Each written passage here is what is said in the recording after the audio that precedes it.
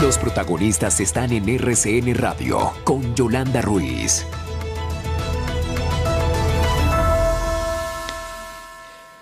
Es protagonista sin duda la alcaldesa de la ciudad de Bogotá, Claudia López. En las últimas horas ella ha hablado sobre lo que va a pasar después del 27 de abril. Ha revelado la curva de contagios en la ciudad de Bogotá, pues que es la ciudad, hay que recordar, que tiene mayor número de contagios.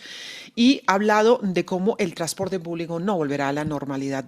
Ella ha dicho que por lo menos en lo que resta del año, lo cual por supuesto ha generado mucha inquietud y queremos que nos explique un poquito. También ha hablado de la necesidad de cuidar la capacidad que tenemos en el servicio de salud para atender la pandemia y lo que se viene y la necesidad de seguir manteniendo el aislamiento social. Señora alcaldesa Claudia López, muchísimas gracias por estar en RCN Radio. Muy buenos días. Muy buenos días, Yolanda. Un gusto saludarte. Bueno, alcaldesa, ¿qué es lo que va a pasar después del 27 de abril? Tenemos claro que no vamos a salir todos corriendo a la calle, eso es así, pero ¿qué es lo que a juicio de los expertos es lo más aconsejable? Yolanda, como este es un tema de una incertidumbre tan alta, tenemos que ir evaluando y monitoreando la situación día tras día, a ver que a veces tenemos, digamos, signos positivos que nos permiten flexibilizar un poquito la cuarentena, ir autorizando poquito a poco con mucho cuidado algunos sectores. Por ejemplo, el presidente nos ha insistido mucho en que veamos si el sector de la construcción, de obras, pudiera reiniciarse. Estamos trabajando de la mano con el equipo del gobierno para ver en qué protocolo puede reiniciarse.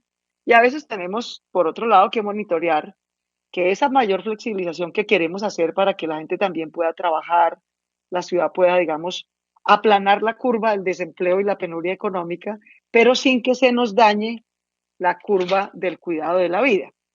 Entonces, yo por eso decidí hacer pública el modelo de Bogotá que nos permite entender cómo van las dos curvas. Cómo va, por un lado, la curva de salud con la que evitamos contagio y muerte masiva, pero por otro lado, también cómo podemos ir flexibilizando. ¿Qué ¿Cuáles son los dos indicadores, diría yo, que tenemos que tener claros todo el tiempo, monitorear todo el tiempo? ¿Va a salir un poquito más de gente? Sí, organizadamente, por horarios distintos a los horarios pico tradicionales, porque si no se nos revienta Transmilenio. Y en ningún caso superando más del 35% de ocupación de Transmilenio. Hoy tenemos más o menos el 20% de ocupación de Transmilenio. La gente va a poder ver día a día en bogotá.gov.co, coronavirus en Bogotá, cómo va la ocupación de Transmilenio y cómo va la curva de contagio. Entonces, esa es una condición, que Transmilenio nunca se nos reviente, nunca se nos vuelva una fuente de contagio masiva, sino que opere el 35% para que la gente pueda tener suficiente distanciamiento social para transportarse de manera segura. Y el otro indicador crítico que tenemos que monitorear todo el tiempo es que no se nos copen por encima del 70% las UCIs, porque ese es el recurso más escaso. El recurso más escaso para atender cualquier enfermedad, el más crítico, pero en particular coronavirus, que es una enfermedad respiratoria, es tener unidad de cuidado intensivo con ventilador.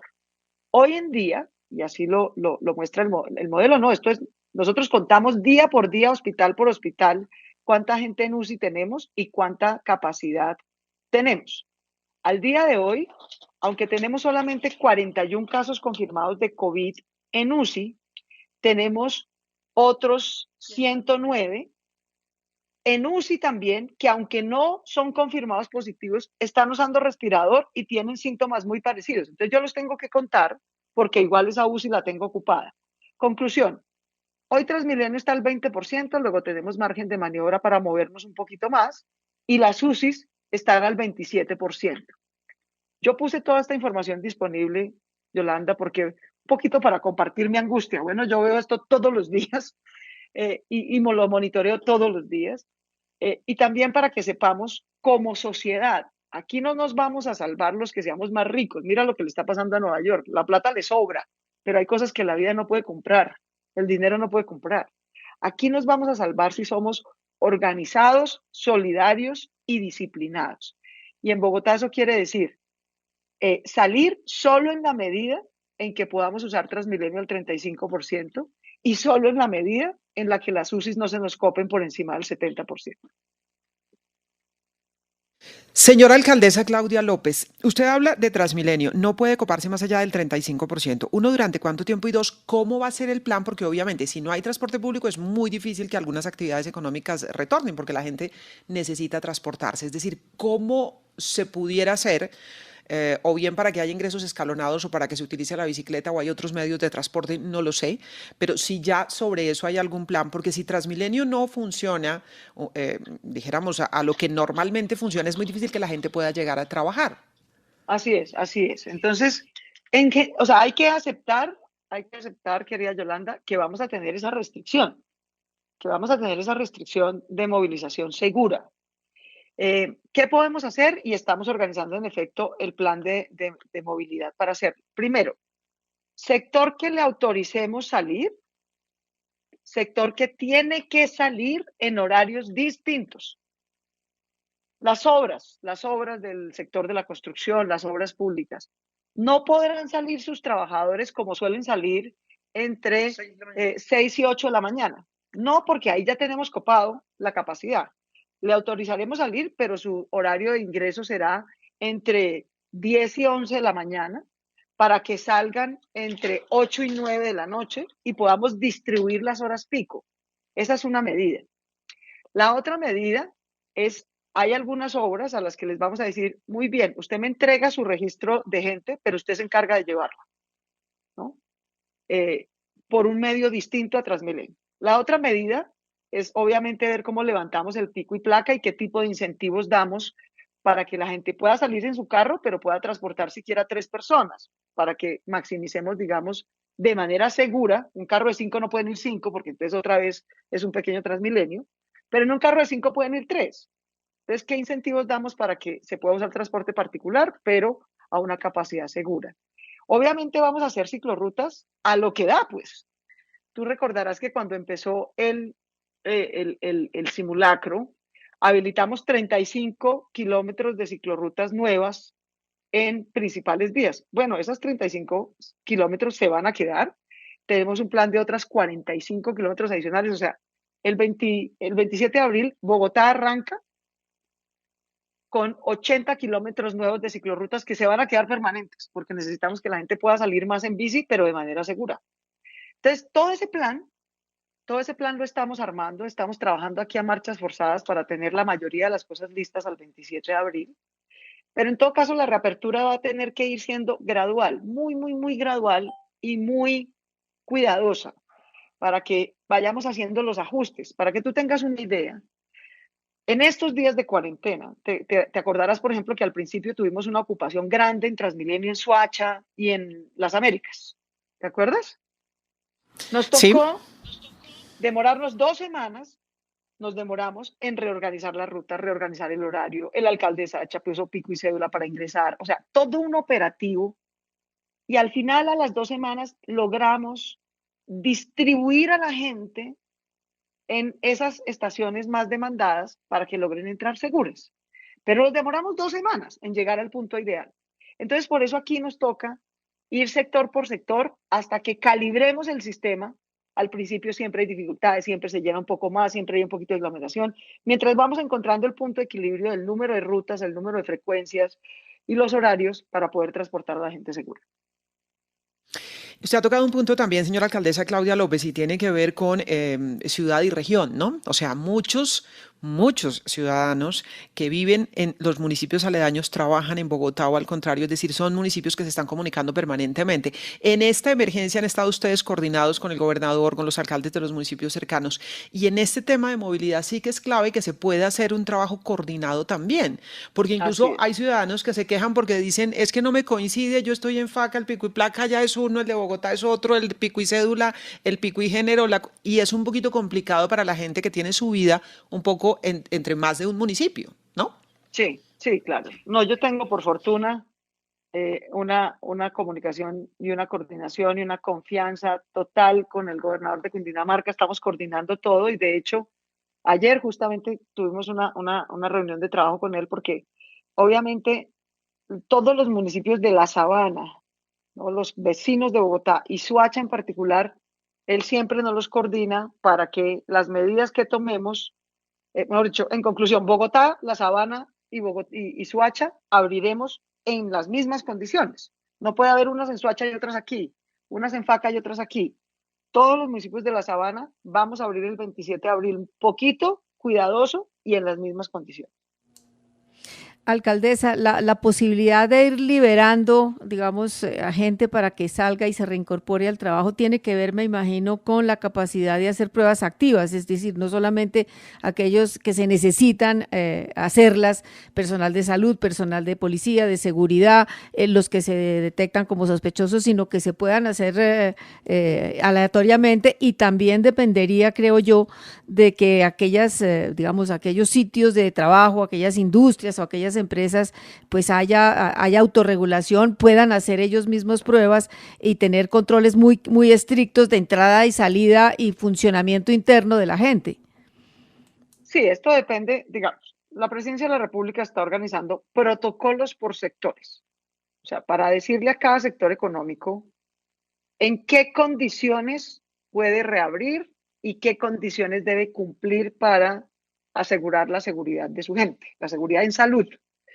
Ahora, lo que pasa es que eso, que fue lo que le traté yo de explicar al presidente el lunes y él me entendió, presidente, lo que pasa es que eso son condiciones de bioseguridad, nosotros vigilaremos y yo estoy segura que las empresas todas tienen la mejor disposición, van a ayudar, van a cumplir, pero todo eso son condiciones de bioseguridad en el trabajo. Pero, presidente, mi gran dolor de cabeza no es que la gente tenga la mascarilla y el guante y el cuidado y la distancia en el lugar de trabajo. Eso se puede cumplir y fácil.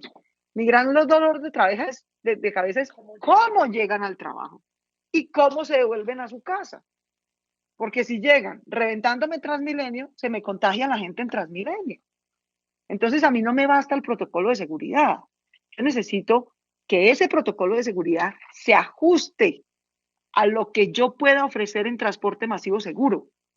Y él me entendió, me dijo, yo lo entiendo, alcaldesa, yo lo entiendo, y entonces, porque yo lo que le decía a él es, si usted me autoriza a sectores a salir simplemente cumpliendo el protocolo, igual me revienta Transmilenio, presidente, a mí me dará mucha pena, pero yo tengo que cerrarlo. Entonces, habrá mucho protocolo y lo que usted quiera, pero si no hay Transmilenio, pues la gente no puede llegar, punto, ¿ya?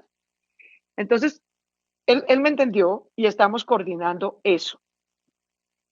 Y nosotros vamos a tener siempre facultades para que un sector, por mucho que esté cumpliendo el protocolo de presidencia, si no cumple, por decirlo así, el protocolo de transporte que ponga la alcaldía, tiene que cumplir los dos. El protocolo de operación en bioseguridad que va a dar presidencia, pero también el protocolo de transporte seguro que va a dar la alcaldía. Ya. Señora alcaldesa, un oyente nos envía una pregunta y dice, yo vivo en un condominio, como miles de personas, millones de personas en Bogotá, donde hay edificios en conjuntos cerrados. Y él pregunta si la gente que vive en este tipo de condominios puede salir a las zonas comunes o a caminar o a hacer ejercicio con mascarilla y todas las seguridades, o si eso está prohibido. No, no está prohibido. No está prohibido. Yo entiendo que la cuarentena es difícil para las familias, es difícil para los niños en particular, de manera que no está prohibido, la gente se autorregula. Obviamente, si todos salen a hacer picnic, pues no, en el patio del conjunto, pues corren un riesgo, pero si salen por turnos, mantienen distancia, dan una vueltica y caminan, vuelven a entrar, no hay misterio. La gente, de hecho, lo está haciendo autorregulándose, no hay misterio. Señora alcaldesa, también se pregunta a la gente si después del 27 de abril el sistema de pico y género va a seguir funcionando, porque se ha visto, dijéramos, que ayudaba a descongestionar supermercados y demás. ¿Después del 27 hay decisión ya tomada sobre pico y género? Lo que pasa es que aquí, o sea, en principio va a seguir funcionando. Lo que pasa es que vivir la vida en una pandemia, es que estamos en 18 de abril. Que yo te pueda decir qué va a ser el 27 es muy difícil. Aquí cada día vamos evaluando. Por ahora tenemos la evaluación de que, como en efecto lo has dicho, el pico y género sí ha ayudado a disminuir aglomeración que teníamos en bancos, cajeros, plazas, supermercados. Debo felicitar a las mujeres, como siempre. Las mujeres cumplimos mucho más el pico y género que los hombres. Han sido más multados hombres que mujeres. Entonces, hasta ahora la evaluación que nosotros tenemos es que nos ha ayudado a reducir aglomeración, ha facilitado el control seguro, o sea, a distancia, porque pues se puede ver fácilmente, y no hemos tenido mayores líos, digamos, de abuso a la población trans o algo por el estilo, muy poquitos casos y los pocos, creo que hemos tenido 2 hasta ahora, los hemos atendido. Es decir, está funcionando bien. Entonces, si sigue funcionando bien, pues lo mantenemos. Pero obviamente se sabrá ya sobre la fecha, de tal manera que, pues porque también quería preguntarle, señora alcaldesa Claudia López, por los sectores, si además del sector de la construcción, que es el primero del que se ha hablado, hay otros sectores que contemplan serían los primeros en salir a trabajar después del 27, o tampoco está definido aún. Yo por ahora te puedo decir que estoy explorando en detalle 2 sectores, construcción y toda la cadena de venta y reparación de bicicletas, porque como vamos a incentivar el uso de bicicletas, pues necesitamos que la gente pueda, el que tenga una bicicleta viejita, que la arregle, ¿no? Que le eche aceitico, que la arregle, que la pula y que salga, para que en vez de sea una alternativa de movilización segura a Transmilenio. Entonces, por ahora estoy viendo en detalle esos 2 sectores. Además de los Muy 36, bien. o sea, es que recordemos que es que hay Sí. 36 sectores ya trabajando, ¿no? O sea, no es que estamos en cero. No. Aquí estamos trabajando, de hecho, Exacto. alcaldesa, desde casa, con medidas de seguridad, los reporteros en la calle y todo, pero no hemos parado ni un solo día. Ahora, además de esos 36 sectores, construcción, 20 reparación de bicicletas, pero por ejemplo, porque hay algunas personas que se lo preguntan, centros comerciales. No, yo creo que el comercio al detal no, ni en centros comerciales ni por fuera. Muy bien, Entre centros otras cosas comerciales no. porque, digamos, Yolanda, también seamos conscientes. Bueno, tenemos todos un apretón económico en este momento. ¿Cuál es la familia que va a salir en este momento de compras a qué? A cambiar los muebles, el televisor, la ropa. O sea, este no es el momento de consumir, sino de ahorrar. Entonces no tiene mucho sentido ni por el gasto de la gente, ni por la oferta. María Elvira Samper tiene pregunta para la alcaldesa Claudia López, que nos acompaña hasta ahora. Alcaldesa, he visto en otros países, por ejemplo, que han dado paso también a que se abran las ferreterías, ahí servirían también para arreglar sus bicicletas, las papelerías, las librerías, obviamente conservando, como dice usted, todas las medidas y todos los protocolos. Hay que ver, María Elvira, yo sé que hay mucha ansiedad y que cada sector quisiera que nombráramos su sector. Y créame que yo estoy en las 2 cosas, María Elvira. Aquí tenemos que cuidar, yo lo he dicho todo el tiempo. Yo entiendo que aquí hay dos curvas que tenemos que aplanar, ¿sí? La curva del riesgo, del contagio y la muerte masiva por coronavirus, pero también la curva del desempleo y la angustia económica de las familias y de las empresas. Lo que pasa es que solo el sector de la construcción es un sector que puede sacar 350.000 personas más a la calle, si me guío por los índices, digamos, de cuánta gente emplea. Entonces, déjenme empezar por ese grandote, ¿no? Ver cómo lo logramos poner a movilizar. Eso no nos va a demorar menos de una semana. Acuérdense que entre la primera semana vamos a durar haciendo ajustes. Hay unos días en los que vamos a tener más ocupación de Transmilenio, la gente criticando que se aglomeran, ¿no? Mientras nos vamos ocupando. Déjenme meter ese grande. Y en la medida en que metamos ese, vamos viendo qué otros. Pero si sacamos demasiados al tiempo, es imposible hacer bien la organización y el ajuste. Alcaldesa, cambiándole de tema, ayer las IAS, Fiscalía, Procuraduría y Contraloría sacaron un comunicado respondiendo a lo que ellos dicen fueron unas declaraciones suyas relacionadas con una supuesta orden de esos organismos de control de parar los giros. Y dicen que los organismos de control no han dado ninguna orden a la alcaldesa de Bogotá de suspender esos giros, especialmente los correspondientes al subsidio denominado ingreso solidario. ¿Qué opina de ese comunicado de las famosas IAS, alcaldesa? No, yo entiendo, ya hablé con el señor procurador por la mañana. Sí, claro, ellos no dieron orden de parar ingresos solidarios. Primero, no me dieron, tienen 3 imprecisiones en su comunicado. La alcaldía no gira ingresos solidarios. Ingresos solidarios del gobierno nacional. ¿Sí? Entonces yo no giro ingresos solidarios. Segundo, en efecto, a mí no me dieron ninguna orden. Lo que pasa es que la base de datos del CISBEN, que usa ingreso solidario, que es del gobierno nacional, que tuvo un escándalo que todos vimos, desafortunado, de verdad, créame, a la que más me duele es a mí, porque a mí me consta el esfuerzo que ha hecho el gobierno nacional para tratar de habilitar ese canal, para mandarle 160.000 pesitos a familias que lo necesitan. El problema es que la base de datos que usa Ingreso Solidario es la misma base de datos que usa Bogotá Solidaria en Casa, porque es el mismo CISBEN. Entonces, como se armó ese lío, de que las cédulas no coincidían, había nombres que no aparecían, nombres de gente que aparentemente estaba muerta. Todos vimos el escándalo. Entonces, ¿qué salieron los órganos de control a decir? Un momentico, primero que verifique la registraduría. Y tienen toda la razón. Ellos no están haciendo nada mal. ¿Cómo le vamos a girar plata a una persona que está muerta? A una cédula que no existe. Entonces, ellos dieron la orden de revisar la base de datos y el DNP la mandó a la registraduría. Eso tuvo una desafortunada coincidencia, mi hermano, muy, muy desafortunada. Y es que justo nos cogió en la mitad de Semana Santa. Entonces fue miércoles santo, jueves santo, viernes santo, sábado, domingo. Hasta lunes y martes la registraduría revisó la base de datos y hasta el miércoles nos las devolvió. Nadie quería parar. Sin base de datos no se puede hacer giros, querido. Entonces, si nadie ordenó parar los giros, pero si la base de datos está en revisión por 8 días, pues no se pueden hacer los giros. Esa es la consecuencia fáctica, sin que nadie haya una orden. Eso fue lo que yo expliqué con detalle. Yo entiendo la hipersensibilidad, me llamó el procurador y me dijo, pero Claudia, es que nos dejas como si nosotros fuéramos los culpables de que la gente no reciba la plata. No, no es culpa de nadie en particular, es un desafortunado lío, pero eso nos atrasó 8 días revisar la base de datos, volverla a tener y volver a reiniciar los giros. ¿Alguna orden me dieron a mí? Ninguna. Yo nunca dije que me hubieran dado una orden a mí. La orden fue la lógica, que registraduría revisara la base de datos. Pero como eso se cruzó con Semana Santa, pues todo se atrasó una semana. Ya nos estamos poniendo al día y al martes vamos a estar al día en giros. De hecho, yo anoche hablé con el director del DNP, ellos hicieron 1.200.000 giros iniciales y tienen 1 millón y pico pendiente de girar, porque están enrolando gente en los bancos y ya con la base actualizada la pueden hacer. Entonces, aquí nadie está haciendo nada mal. Yo le decía al procurador, todo el mundo está haciendo lo que le toca. Si es que a mí me toca girar la plata y a usted le toca cuidar que la giremos bien.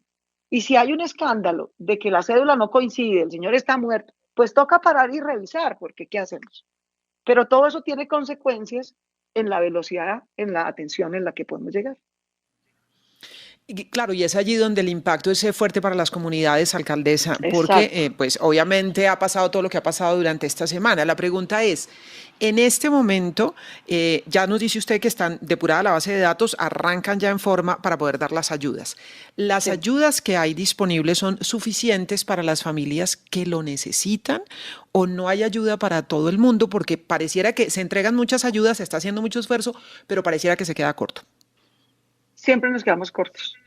Siempre nos quedamos cortos. Para que tú tengas una idea, en 3 semanas, la alcaldía de Bogotá ha hecho 280.000 giros de plata y ha entregado 1.700.000 apoyos alimentarios. 1.700.000 en 3 semanas. ¿Y eso es suficiente? No, claro que no. Todavía hay muchas familias en Usme, en Ciudad Bolívar, que necesitan, en Bosa. Y hay muchas familias de clase media que necesitan, que usualmente no pedirían apoyo. Es gente que trabaja, toda. La de Ciudad Bolívar y la de Puente Aranda. Es gente que trabaja, que vive de su trabajo, que no le gusta recibir subsidios, que no pasa pidiendo limosna. Pero como ahorita no está pudiendo trabajar, pues necesita ayuda. Entonces, es un esfuerzo monumental. La alcaldía de Bogotá nunca en su vida había hecho una transferencia monetaria. Nunca. No teníamos ese canal. Eso lo usaba Familias en Acción del Gobierno Nacional, nosotros no. En 3 semanas bancarizamos a 280.000 personas y les giramos. Ustedes no saben el esfuerzo monumental que eso es, pero no alcanza. Solo en Ciudad Bolívar hemos entregado 272.000 mercados. Y todavía tenemos gente saliendo a protestar, con razón, yo los entiendo, porque no les ha llegado. Entonces, aquí no va a ser suficiente nada nunca. De hecho, mañana, aprovecho para invitarlos a todos, tenemos Donatón.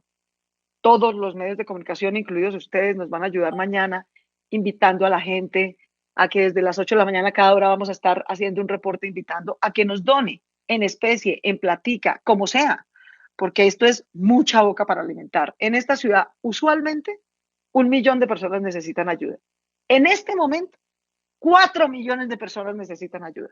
4, porque no es solamente los más pobres, sino también la gente de estrato 3, incluso estrato 4, que están necesitando apoyo. Viejitos, solitos, que vivían de un arrendamiento y hoy el arrendatario no les está pagando.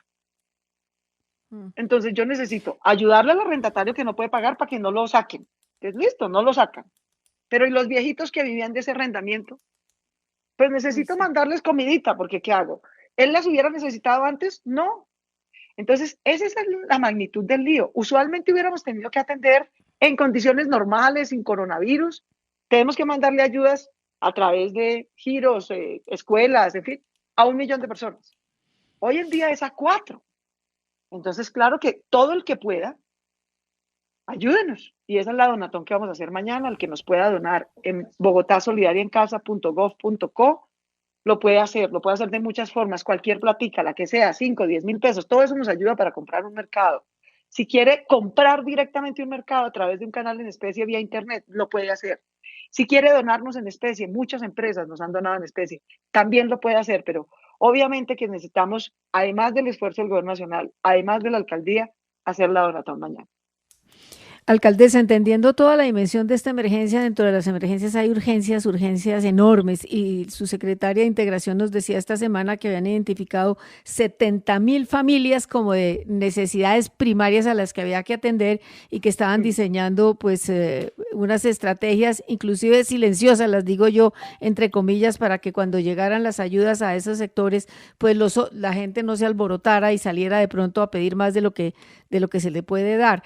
Ya se cumplió ese programa de llegarle a esas 70,000 familias requete necesitadas.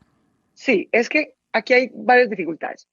Uno es el CISBEN. El CISBEN es una muy buena encuesta, cubre a todos los estratos. La gente a veces cree que solamente, si uno habla de CISBEN, le está llegando solo al estrato 1 y 2. No, el CISBEN identifica a la gente vulnerable en todos los estratos.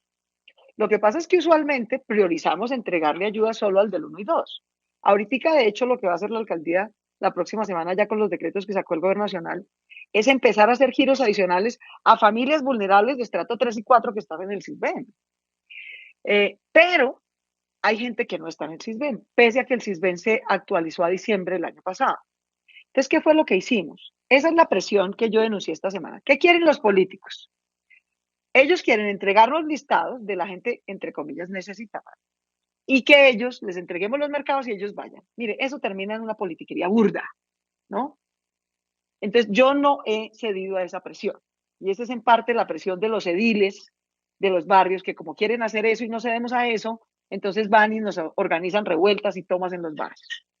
Ellos podrán hacernos presiones y tomas. Yo no voy a permitir que además de hambre y además de emergencia, esto se vuelva un show de clientelismo y politiquería. Por mucho que nos demoremos, vamos a ir a los barrios, no por listados de políticos, sino por manzanas de pobreza. Y vamos a ir es con la Cruz Roja, no con una banda de políticos a entregar mercados, ¿ya? Esos barrios son las 72,000 personas. Los organizamos por manzana de pobreza, por barrio, y vamos al barrio y lo entregamos completamente. Eso no es que se esté planeando, eso ya se está ejecutando. Eso, de hecho, lo terminamos de ejecutar el martes. El martes, miércoles, mucho la semana entrante, cubrimos todos esos 72,000, que teníamos el riesgo de que no estuvieran en CISBEN.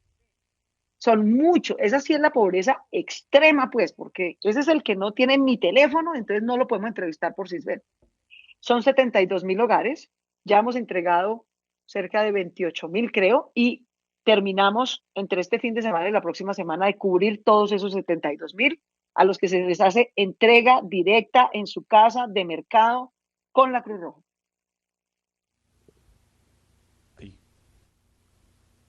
Sí, alcaldesa. Le quería preguntar, porque hace muy bien usted en advertir que la politiquería está medrando, obviamente, todas estas ayudas y en evitar que eso ocurra. Pero con esa misma claridad que la caracteriza, ¿podría decirnos cuáles son los políticos que están en esto? ¿Los ha denunciado usted, alcaldesa, con nombre propio?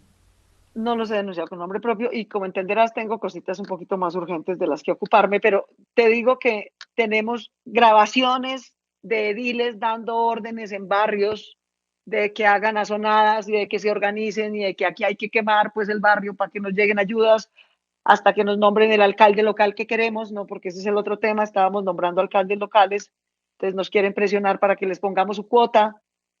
En fin, eso es un lío, pero pero yo tengo que concentrarme en lo primero. Tengo que decirlo porque es importante que la gente sepa también. Y bueno, y no es sino entrar a Twitter, querido. Eso sí, no es sino, entra a Twitter y no fue sino que dijera esto y los mismos políticos salieron a auto evidenciarse, ¿no? Que la gente se organice en Ciudad Bolívar para reclamar sus derechos, eso sí, no es sino que leas Twitter, ahí están autodenunciados, pues, pero yo tengo cositas más importantes que hacer, pero es importante que la gente sepa, ¿no? Que aquí tenemos ediles y políticos presionando, sacar a la gente a la calle a protestar, porque así se saltan la fila, con la ilusión de que nosotros vayamos, les nombremos al alcalde local que ellos quieran ahorita por emergencia, para que después puedan robar esa alcaldía local, y además nos saltemos la fila de la gente más pobre, de la de los 72.000 que están en los barrios más extremos, para darle mercados al listado de su clientela. Por mucho que me presionen en medios, yo no voy a ceder a esa presión de corrupción y clientelismo. Eso está claro, alcaldesa, y además pues uno vería que ahí puede rayar en lo penal cuando usted dice que hay ediles que están convocando azonadas, por ejemplo. Esto pasa, dijéramos, del derecho a la protesta, que también lo reclama la gente, porque dice, aún en medio de esta emergencia y de esta cuarentena, pues tenemos derecho a protestar, que es una cosa. Llamar, por ejemplo, a azonadas o a hechos de violencia es otra. Y ahí tendría como que caber la capacidad de distinguir que la gente tiene derecho a protestar, alcaldesa, de todas maneras, mucho más en una situación tan delicada como esta. Entendiendo lo difícil que es una protesta, una manifestación, pero que la gente sienta que puede reclamar. Sí, no, es que el problema no es que la gente reclame. Mira, nosotros hemos atendido a toda la gente que reclama. Yo los entiendo, pues ¿cómo no los voy a entender? Nosotros atendemos al día entre 10 y 20 protestas por reclamos de ayudas. Y los organizamos y llegamos y les explicamos y los entramos al censo y hacemos la repartición organizada. Yo entiendo la presión, entiendo la angustia, entiendo la protesta. Lo que pasa es que se mezclan muchas cosas en ciertas circunstancias. Yo tengo aquí, te puedo decir, en el barrio Santa Rosa, en San Cristóbal, donde hemos venido persiguiendo a una banda dificilísima, ¿no? Que tiene una olla en ese barrio que se llama Los Niches. Entonces, la banda organizando a la gente para sacarla, para incendiarnos el barrio, para prevenir la acción que hemos venido haciendo con la fiscalía de perseguirlos. Hay muchas cosas, es que ustedes no se imaginan la cantidad de cosas y circunstancias que se mezclan. Eso, en otros casos son ediles, se mezcla todo el tiempo, pero igual, pues nosotros trabajamos y lo atendemos, porque esa es nuestra tarea, pues, por difícil que sea la situación, por mezclada que esté, a veces es con bandas, a veces es con políticos, a veces es solamente la gente, pero igual lo tenemos que atender. Pero es importante que la gente sepa que hay mezcladas muchas circunstancias y muchos pescadores de río revuelto tratando de aprovechar. Alcaldesa Claudia López, nosotros aquí recibimos muchas preguntas de ciudadanos que necesitan información puntual sobre el subsidio al que tienen derecho, o si les va a llegar a un mercado, o si es la ayuda por el lado de la alimentación escolar, en fin, porque hay, dijéramos, muchas fuentes y muchas vías por las cuales se están entregando alivios a las familias. ¿Hay algún número telefónico, lugar, etcétera, donde esté centralizada esa información para que la gente busque si tiene derecho a un subsidio, a una ayuda, a un mercado? No, nosotros no hemos querido habilitar nada porque yo eso lo monitoreo, digamos, si yo abro un canal ahorita, eso me lo han dicho desde el día 1, abra una página donde se inscriba la gente que necesita ayuda. No, pues se inscriben 5 millones de personas. ¿Sí? Hacer eso que nos dices, un sitio donde la gente llame, venga, se inscriba, sepamos que necesita ayuda. Eso se llama Sisbén, Yolanda. Eso es lo que hace el Sisbén. Y el Sisbén lo hicimos y lo terminamos en diciembre del año pasado. O sea, si el Sisbén fuera de hace 3 años, yo diría, bueno, está bien, necesitamos actualizarlo, entonces abramos un canal. No lo tenemos actualizado a diciembre del año pasado. ¿Sí? Lo que yo sí he estado coordinando con el señor director de Planeación Nacional, dije, mire, vamos a hacer, ya que nos salimos de los líos de las bases de datos, ya que ya la revisó la registraduría, ya que ya tenemos confirmados los giros, vamos a publicar la semana entrante el listado de gente, localidad por localidad, que ya ha recibido, qué ha recibido y de quién lo ha recibido. ¿Sí? Porque claro, yo te digo 280.000 giros y mucha gente dirá, ¿pero a quién? Bueno, la semana entrante va a poder ver los nombres, barrios y localidades de esos 280.000 giros, quiénes fueron. Cuando entregamos bono alimentario por la Secretaría de Integración Social, van a poder ver. Cuando hemos entregado el bono del PAE de los niños y las familias, van a poder ver a quién le hemos entregado ya y qué le hemos entregado. Y en la medida en que vayamos entregando, vamos haciendo pública la entrega, para que la gente pueda ver a quiénes le hemos entregado y demás. Pero abrir una inscripción se vuelve un despelote, porque entonces se abre una inscripción. ¿Sabes qué me toca hacer a mí? Ir a verificar a cada uno, a censarlo, hacerle un CISBEN para poderlo meter. No hay manera de que yo pueda decir, no, se inscribió Pepito Pérez en la página web tal y le puedo girar. Porque entonces termino con todas las IAs encima, evidentemente haciendo su trabajo, diciéndome qué información tenía yo para saber por qué a ese sí y por qué a otro no. Yo tengo que guiarme por un registro técnico de quién necesita y quién no necesita, y ese registro técnico se llama CISBEN. El otro que logramos autorizar, usted no sabe lo que nos costó convencer a la personería, etcétera, que nos decía, pero ¿dónde está el listado? No hay listado. Cuando yo llego al barrio más pobre, a los 72,000 más pobres, lo que tengo es invasiones y barrios en extrema pobreza que corro el riesgo de que no estén en el CISBEN, entonces voy a entregarlos por manzana. Después de 2 semanas de trabajo con la personería, logramos acordar que así debía ser y ellos nos acompañan a la entrega. Entonces, así lo vamos a seguir haciendo, pese a todas las dificultades, porque si no, esto es un despelote infinito que se puede prestar para corrupción y para clientelismo, y yo tampoco puedo, el mundo va a seguir, sí, yo tampoco puedo dejar que la transparencia de la alcaldía se me despelote por cuenta de la emergencia.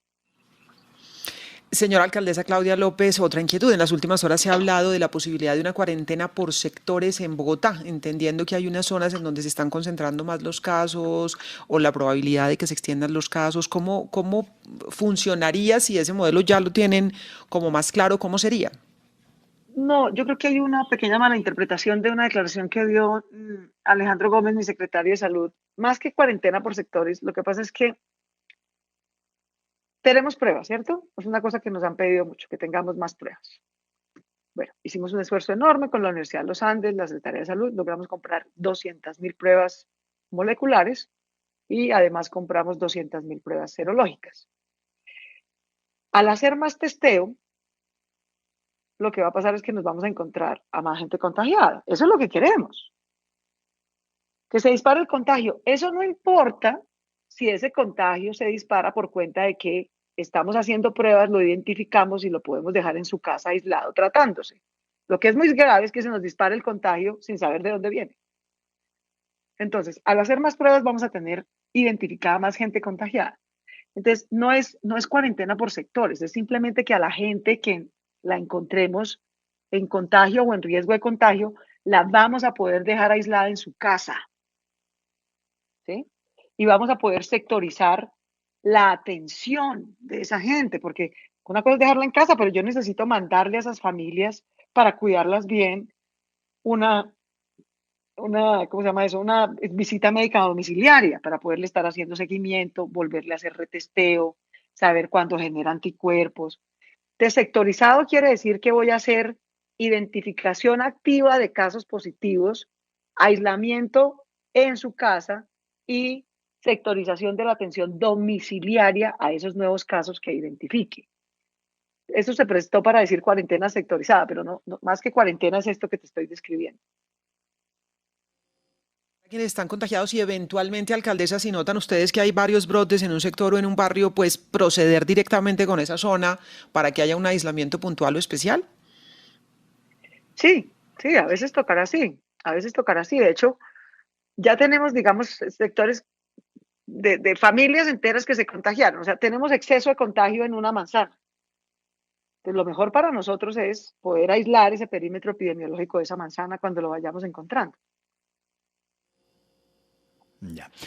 Alcaldesa, quería preguntarle sobre otro asunto. La revista Forbes en Estados Unidos y varios periódicos, incluso el USA Today también de ese país, han publicado artículos diciendo que en la mayor parte de los países donde se ha luchado con gran eficacia contra el coronavirus, quien gobierna es una mujer. Y ha puesto los ejemplos. Angela Merkel en Alemania, que es un ejemplo, tienen 2,000 y tantos muertos, cuando países con menor población como Italia o España, pues tienen 20,000, como acaba de ocurrir en España por desgracia, en el día de hoy. Pero también pasa con Jacinda Ardern, la primera ministra de Nueva Zelanda, donde hay muy pocos casos, o con Sanna Marin, la primera ministra de Finlandia, es la gobernante más joven del mundo, y hay otras más, la de Taiwán, la primera ministra de Taiwán, la de Noruega, la de Dinamarca.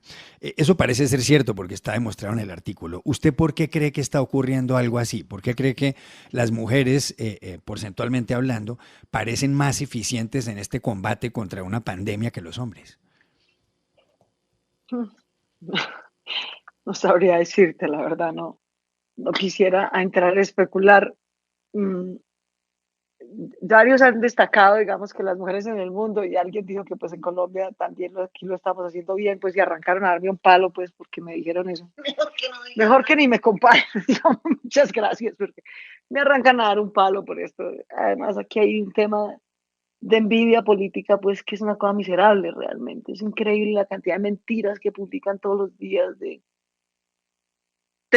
mentiras y de polarización política. O sea, tenemos en riesgo de muerte a miles de personas.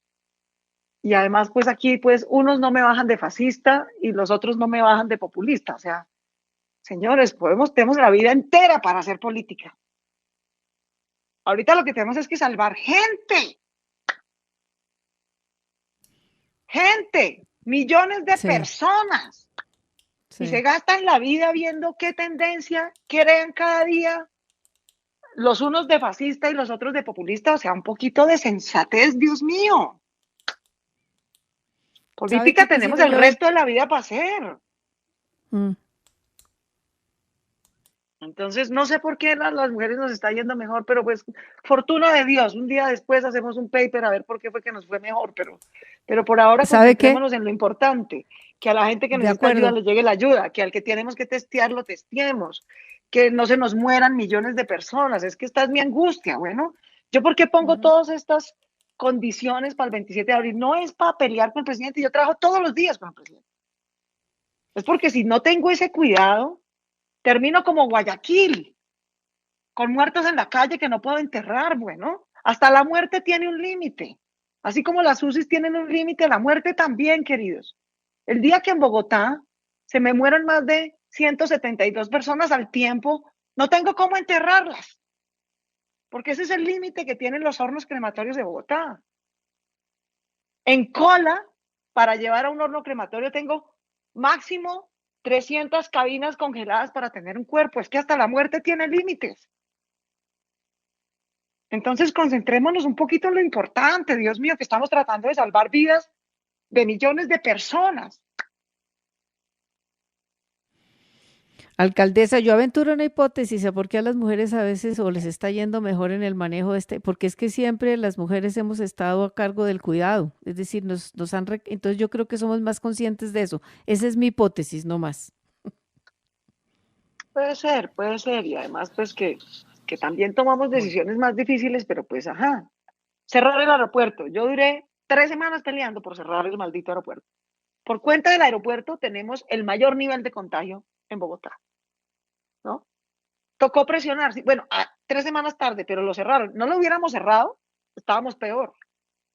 Cerrar Bogotá, pues claro que era dificilísimo cerrar Bogotá, hacer una cuarentena en Bogotá. Bogotá es el 25% de la economía de Colombia, yo eso lo entiendo, el 50% de los ingresos del país. ¿Ustedes se acuerdan cuando la ministra me decía, no, es que no podemos cerrar las ciudades porque eso es muy duro para la economía? A mí me da mucha pena, será muy duro para la economía, pero se va a morir la gente, hay que cerrar ya, porque si no nos colapsa el sistema hospitalario. Entonces, yo creo que tenemos un poquito más de conciencia, yo por lo menos en mi caso, y creo que lo compartimos con las demás mujeres, Angela Merkel, y es que venimos de la academia, entendemos la ciencia, le hacemos caso. Esto no es por olfato. Y tal vez somos un poquito más osadas en tomar decisiones que son difíciles, pero hay que tomar. Alcaldesa Claudia López, la última vez que conversamos le hice la pregunta que le voy a hacer ahora. ¿Cómo está usted?